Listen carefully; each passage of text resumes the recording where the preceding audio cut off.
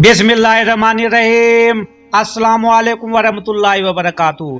तो मेरे प्यारे हजरात, आज का वाक़या जो हम आपके सामने पेश करेंगे वो नूरुद्दीन जंगी कौन थे और उनका वाक़या कैसे पेश आया है दोस्तों। तो ये वाक्य में बनने के लिए मेरे प्यारे भाइयों वीडियो में पूरे बना रह करो। और दोस्तों हम चाहते हैं कि अल्लाह के रहम करम से आप सब अच्छे होंगे और नेक दिल से हम आपके लिए दुआ करते हैं। तो मेरे प्यारे हजरात, जो भी मेरा भाई कोई भी वीडियो पे आया हो प्लीज़ सब्सक्राइब, लाइक और शेयर ज़रूर कर दिया करो। और दीन इस्लाम की बातें ताज़ा कहने के लिए हर किसी की दीन की बातें सुना करो, चाहे कोई छोटा हो या बड़ा हो या कोई भी हो, लेकिन दीन की बात जहाँ पे अच्छी दीन की बात हो वो आप सुने करो। तो दोस्तों एक रात सुल्तान नूरुद्दीन जंगी रहमतुल्लाह अलैह ने ईसाई की नमाज पढ़ी और सो गए कि अचानक उठ बैठे और नम आंखों से फरमाने लगे कि मेरे होते हुए मेरे आका दो आलम सल्लल्लाहु अलैहि वसल्लम को कौन सता रहा है। सुल्तान उस ख्वाब के बारे में सोच रहे थे जो मुसलसल 3 दिन से सुल्तान को आ रहा था और आज फिर चंद लम्हों पहले फिर वही ख्वाब उन्हें आया। जिस सरकार दो आलम हजरत मोहम्मद सल्लल्लाहु अलैहि वसल्लम ने 2 अफराद की तरफ इशारा करके फरमाया कि ये मुझे सता रहे हैं। आप सुल्तान को करार कहाँ था। उन्होंने चंद साथी और सिपाही लेकर दमशक से मदीना जाने का इरादा कर फरमाया। उस वक्त दमशक से मदीना का रास्ता 20 या 25 दिन का था मेरे प्यारे हजरात, मगर सुल्तान ने बगैर आराम किए ये रास्ता 16 दिन में तय कर लिया। तो दोस्तों ये होता है आशिक रसूल। ये आशिक रसूल की बात हम बता रहे हैं। ये कोई छोटा मोटा, ये कोई आम इंसान नहीं था। ये नूरुद्दीन जंगी को थे जो एक बहुत बड़े सुल्तान गुजरे दमशक से। एक इलाका था। तो मदीने पहुंचकर आपने मदीना आने और जाने का तमाम रास्ते बंद करवाए और तमाम खास दाम वाम को अपने साथ खाने पर बुलाया, यानी कि दावत की मदीने के लोगों की जब वो वहां पे पहुंच गए थे। तो दोस्तों ये ऐसे सुल्तान की, ऐसे सहाबाए किराम की, ऐसे वली की जो आशिक रसूल से उनकी बातें हम आपको बता रहे हैं, ना कि कोई एक आम इंसान की। नूरुद्दीन जंगी रहमतुल्लाह अलैह के आप कहीं भी चर्चे सुन सकते हो, ये वाक़या भी सुन सकते हो मेरे प्यारे हजरात। तो सफर देखो किस तरह उन्होंने किसी तरह से, किस मशक्कत से उन्होंने वो सफर, जहाँ 25 दिन का सफर था और वहां पे उन्होंने 16 दिन का सफर पूरा तय कर लिया। तो दोस्तों जब लोगों को दावत की, अब लोग आ रहे थे और जा रहे थे, आप हर चेहरा देखते मगर आपको वो 2 चेहरे नजर ना आए। अब सुल्तान को फिक्र लायक हुआ और आपने मदीने के हाकिम से फरमाया कि क्या कोई ऐसा है जो उस दावत में शरीक नहीं।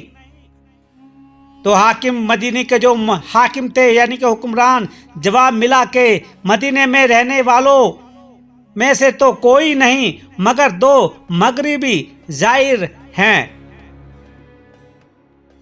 जो रोजा रसूल के करीब एक मकान में रहते हैं, तमाम दिन इबादत करते हैं और शाम को जन्नतुल बगी में लोगों को पानी पिलाया करते हैं, जो अरसा दराज से मदीना में मुकीम हैं, यानी कि बहुत टाइम से वो रह रहे हैं यहाँ पे 2 जो लोग हैं। सुल्तान ने उनसे मिलने की ख्वाहिश जाहिर की।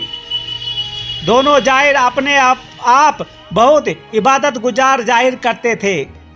उनके घर में था ही क्या था, चटाई और एक चादर जरूरत की अशियाए के ये एकदम सुल्तान को चटाई के नीचे का फर्श लरजता महसूस हुआ, यानी कि हिलता नजर हुआ। तो आपने चटाई हटा के देखा तो वहां एक सुरंग थी। सुभान अल्लाह। तो ये होते हैं मेरे प्यारे दोस्तों आशिक रसूल। जब वो उनके पास पहुंचे उन्होंने एक सुरंग बना के रखी थी, लेकिन तो आगे तुम वाक्य में बस तुम ऐसे ही बना रहे करो मेरे प्यारे दोस्तों।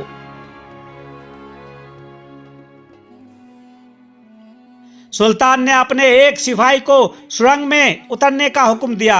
दूसरे वो सुरंग में दाखिल हुए और वापस आकर सुल्तान को बताया कि ये सुरंग तो नबी पाक सल्लल्लाहु अलैहि वसल्लम की कब्र मुबारक की तरफ जाती है। यह सुनकर सुल्तान के चेहरे पर गेज व गजब की कैफियत तारी हो गई। तो दोस्तों ये वो बात थी। ये कौन थे लोग, तो यही हम आपको आप विस्तार से बताएंगे। तो सुल्तान ने दोनों जायरीन से पूछा कि सच बताओ कि तुम कौन हो। हेल व हजत के बाद उन्होंने बताया कि वो यहूदी हैं और अपनी कौम की तरफ से तुम्हारे पैगंबर यानी सरदार दो जहां हजरत मोहम्मद मुस्तफ़ा सल्लल्लाहु अलैहि वसल्लम की जिस्म अक़दस को चोरी करने पर मामूर किए गए हैं। तो दोस्तों ये उनका मंसूबा था, लेकिन जो हजरत नूरुल दीन की जंगी कौन ये थे, उन्होंने उनको गिरफ्तार करवा लिया।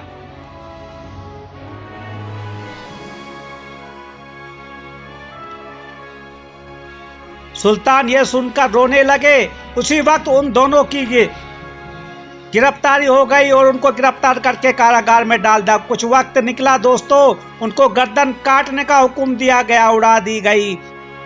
सुल्तान रोते जाते और फरमाते जाते कि मेरा नसीब के पूरी दुनिया में इस खिदमत के लिए इस गुलाम को चुना गया। तो दोस्तों देख रहे हो यहूदियों का मंसूबा क्या था। इस नापाक साजिश के बाद जरूरी था कि ऐसी तमाम साजिशों का हमेशा के लिए खात्मा किया जाए। सुल्तान ने मामार बलाए और कब्र अक़दस के चारों तरफ खुंदक खोदने का हुक्म दिया, यानी कि बहुत बड़ी बड़ी नींव खुदवाई, यहाँ तक के पानी निकल आया। सुल्तान के हुक्म से उस खुंदक में पिघला हुआ शीशा भर दिया गया। बाद के नजदीक सुल्तान को सुरंग में दाखिल होकर कब्र अनूर पर हाजिर होकर कदमैन शरीदीन को चूमने की सादत भी नसीब हुई। तहरीर लंबी जरूर है मगर आपको पसंद आई होगी मेरे दोस्तों। नूरुद्दीन जंगी रहमतुल्लाह अलैहि, इनको कैसी किस्मत अल्लाह ने दी जो कि उन्होंने कब्र में नीचे जाके उनके कदम मुबारक को चूमा गया। तो मेरे प्यारे हजरात, ये ऐसे वाक़यात हैं जो आपको सुनने में कभी नहीं मिले होंगे, लेकिन हम आपके लिए हम किताबें पढ़ते हैं और आपके लिए ऐसे वाक़े लाते हैं। तो अल्लाह ताला हम सबको आशिक रसूल बनाए, हम सबको नेक अमाल करने की तौफीक अता फरमाए, हम सबको आगे पीछे के सभी गुनाह बख्शवाए। आमीन सुम्मा आमीन। खुदा हाफिज।